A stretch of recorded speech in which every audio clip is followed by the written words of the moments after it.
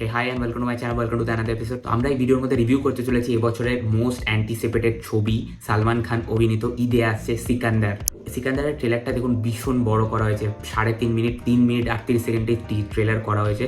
এবং ট্রেলারটা আমি বলবো না যে টপ নচ হেভি হয়েছে, দুর্দান্ত মাইন্ড ব্লোয়িং, মাথা ফাটি যাচ্ছে, এই হয়ে যাচ্ছে ওই হয়ে যাচ্ছে, বাট ট্রেলারটা কিন্তু ডিসেন্ট আছে। তো দেখো, ট্রেলারটা দেখে যতটা গল্পটা আমি বুঝতে পারলাম যে একটা মেডিকেল ইমার্জেন্সি নিয়ে গল্পটা রয়েছে এবং একটা মেডিকেল মাফিয়া ভার্সেস রাজকোটের সুলতান মানে সালমান খানের লড়াই হবে।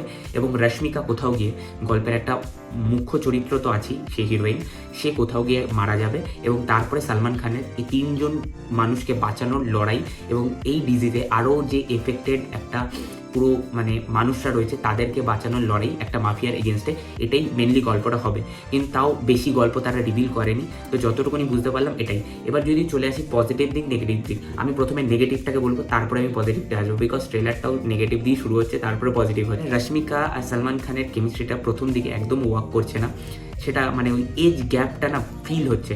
তো আমার এখানে বরঞ্চ মনে হয় কাজল আগারওয়ালকে যদি মানে সালমানের এগেনস্টে রাখা যেত লিড হিসেবে, বিকজ হিরোইন তো অ্যাট দ্য এন্ড মারা যাচ্ছে, তো আর তো সেই লেভেলের ভূমিকাটা থাকছে না। এবং পরে যে সালমানকে আমরা দেখতে পাচ্ছি, সে মুম্বাইতে আসছে, সে একটা ফ্যামিলিতে হেল্প করছে, সেই ফ্যামিলির যে কাজল আগারওয়ালের ক্যারেক্টারটা, সেটা যদি রশ্মিকা প্লে করতো বেটার হতো, কারণ কাজল এবং সালমানের যে এজটা অতটা ডিফারেন্সটা হতো না। কাজল আগারওয়াল এবং রশ্মিকার যদি ক্যারেক্টারটাকে সোয়াইপ করে দেওয়া যেত তাহলে মানে আমার মনে হয় কোথাও গিয়ে বেটার কাজ করতো। তো ট্রেলারটা দেখো, ফার্স্টের দিকেরটা যেটা রয়েছে সেটা খুব বেসিক লাগে, বিকজ হোলসাম যেহেতু ছবি, কমেডি, রোম্যান্স, অ্যাকশন সব কিছুকে ট্রিবিউট মানে দেওয়া মিলিয়ে মশলা মাখিয়ে করা হয়েছে।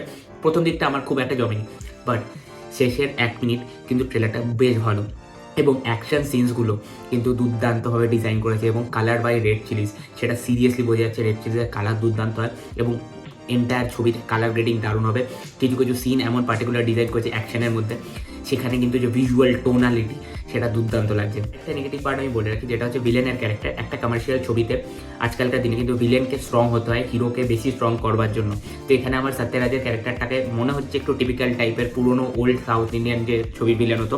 ইভেন যদি তুমি মুরগাডোজের ছবি দেখে নাও, গাজনি ভিলেনটা কত স্ট্রং ছিল, এখানে হয়তো ভিলেনটা একটু কোথাও গিয়ে উইক পড়ে যাচ্ছে সালমানের এগেনস্টে, এটা আমার পার্সোনালি মনে হচ্ছে।